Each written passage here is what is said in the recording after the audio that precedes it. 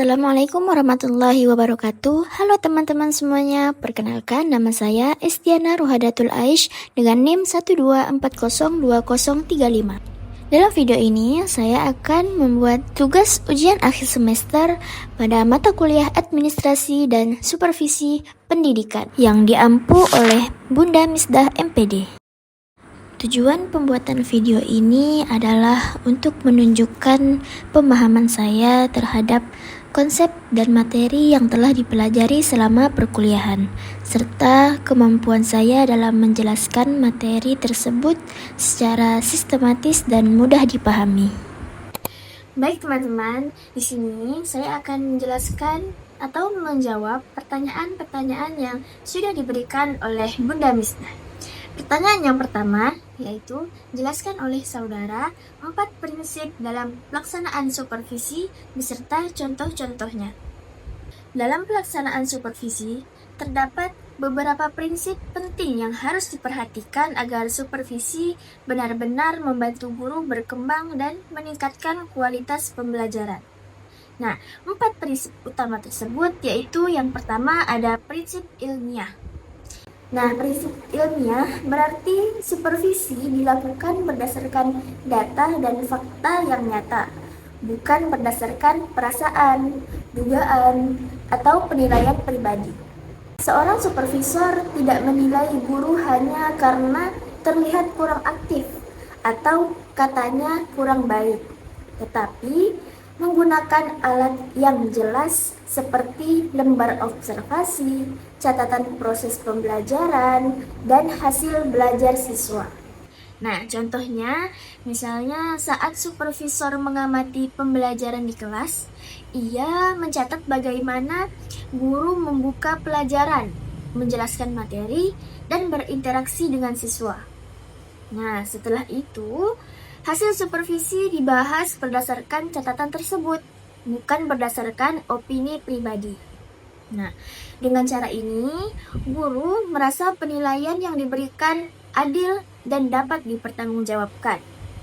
Dan prinsip yang kedua, ada prinsip demokratis. Nah, prinsip demokratis berarti supervisi dilakukan dengan menghargai guru sebagai rekan kerja, bukan sebagai bawahan yang dihakimi. Nah, supervisor bersikap terbuka, menghargai pendapat guru, memberikan kesempatan guru untuk menyampaikan kendala yang dihadapi.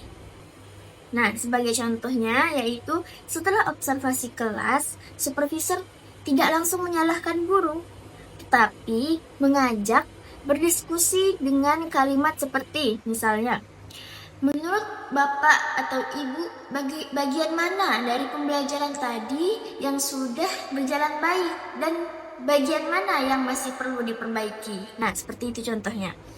Nah, dengan sikap seperti ini, guru merasa dihargai dan tidak tertekan.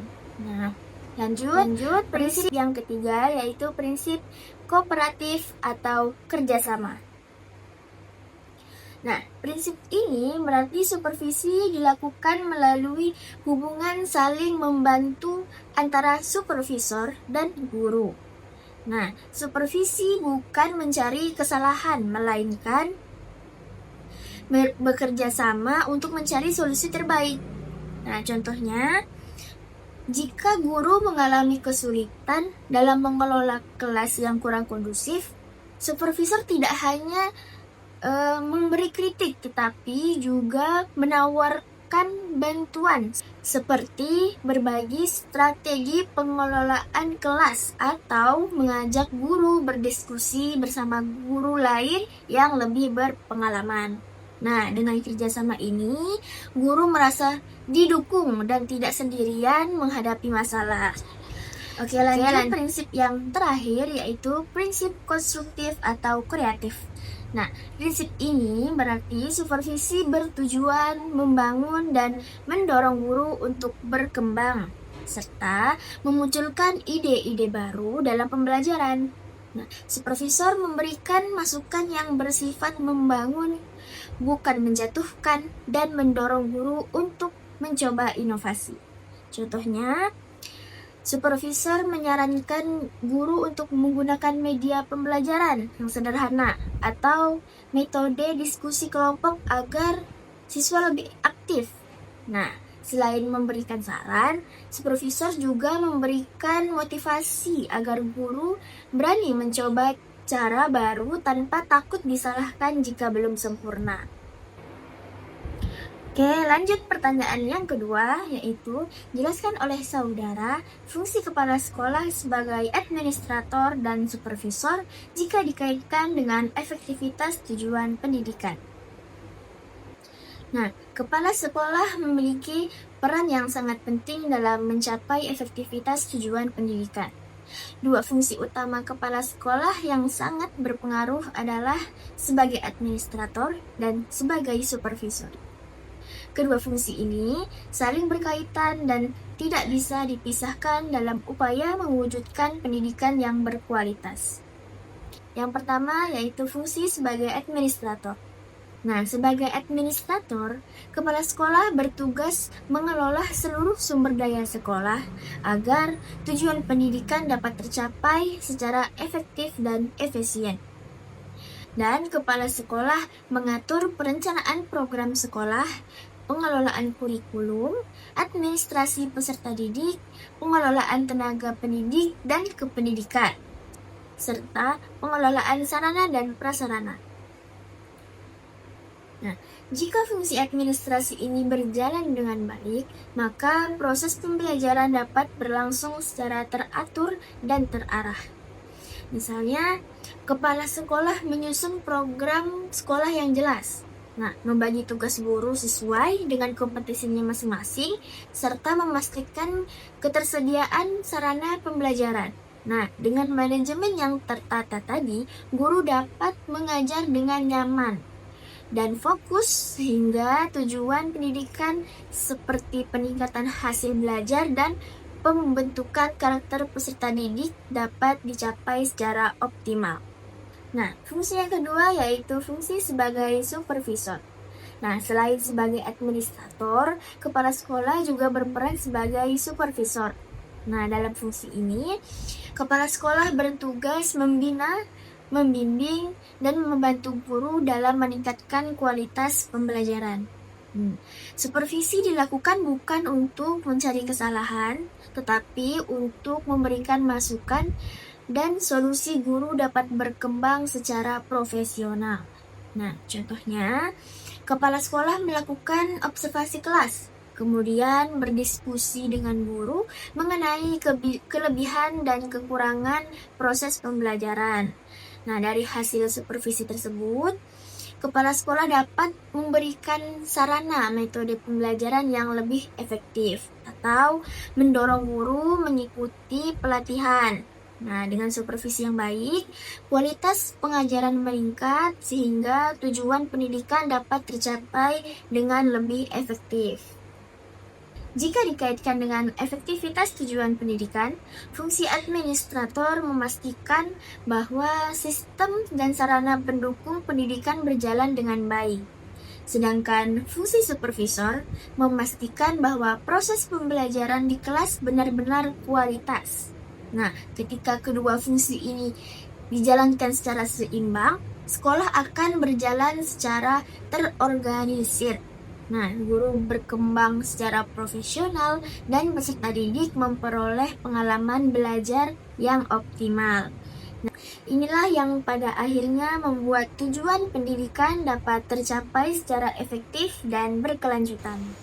Selanjutnya, pertanyaan yang terakhir, jelaskan oleh saudara hubungan antara monitoring dan evaluasi pendidikan dengan perencanaan pada 7 komponen sistem pendidikan. Monitoring dan evaluasi pendidikan, bisa disebut juga dengan MUNEF, memiliki hubungan yang sangat erat dengan perencanaan.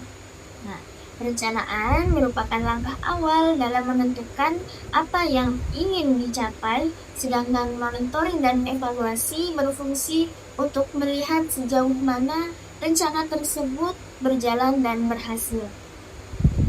Hasil dari monitoring dan evaluasi inilah yang kemudian menjadi dasar untuk memperbaiki dan menyusun perencanaan pendidikan selanjutnya pada setiap komponen sistem pendidikan. Pada 7 komponen sistem pendidikan, yang pertama ada tujuan pendidikan. Nah, jika dikaitkan dengan tujuan pendidikan, monitoring dan evaluasi berfungsi untuk menilai apakah tujuan yang telah direncanakan benar-benar tercapai. Nah, melalui evaluasi hasil belajar dan perkembangan karakter peserta didik, sekolah dapat mengetahui apakah tujuan pendidikan sudah sesuai atau perlu disesuaikan kembali. Dengan ini, perencanaan tujuan pendidikan ke depan menjadi lebih realistis dan tepat sasaran. Komponen yang kedua yaitu peserta didik. Nah, pada komponen peserta didik, monitoring dilakukan untuk mengamati perkembangan akademik, sikap, minat, dan kebutuhan siswa. Nah, evaluasi terhadap hasil belajar dan perilaku siswa membantu sekolah dalam merencanakan layanan pendidikan yang lebih sesuai, seperti program pengayaan, remedial, atau bimbingan konseling. Nah, tanpa monitoring dan evaluasi, perencanaan program untuk peserta didik tidak akan berdasarkan kebutuhan nyata. Dan komponen yang ketiga yaitu isi atau materi pembelajaran. Dalam hal isi atau materi pembelajaran, monitoring dan evaluasi digunakan untuk melihat apakah materi yang direncanakan mudah dipahami dan relevan dengan kebutuhan siswa.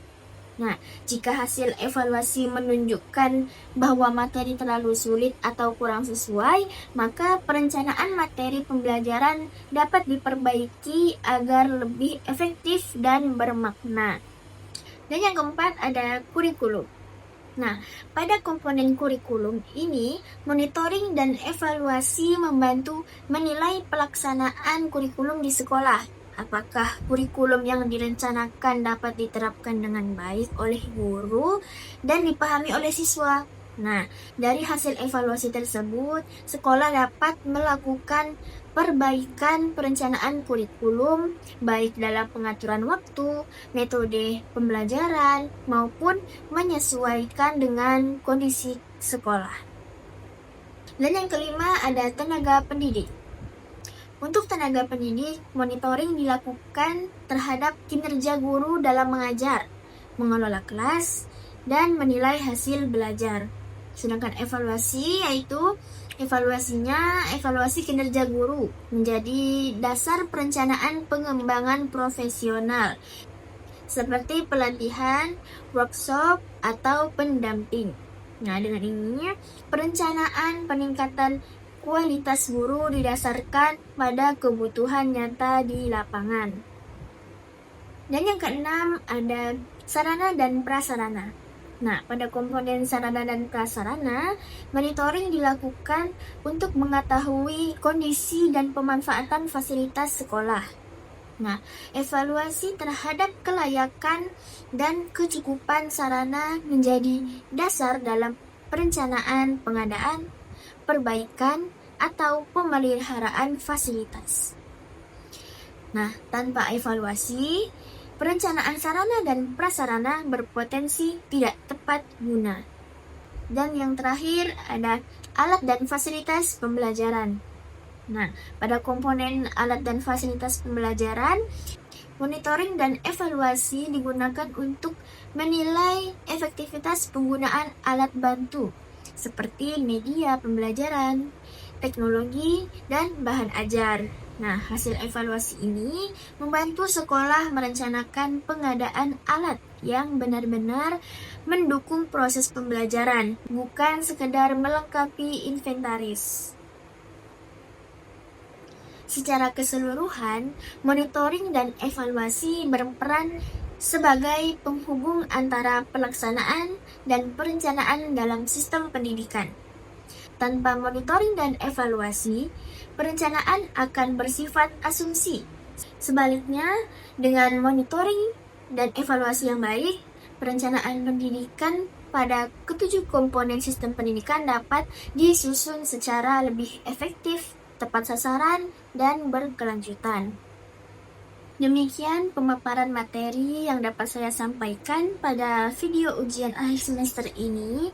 Semoga penjelasan ini dapat menambah pemahaman dan memberikan manfaat, khususnya dalam memahami pentingnya perencanaan, monitoring, dan evaluasi dalam pendidikan.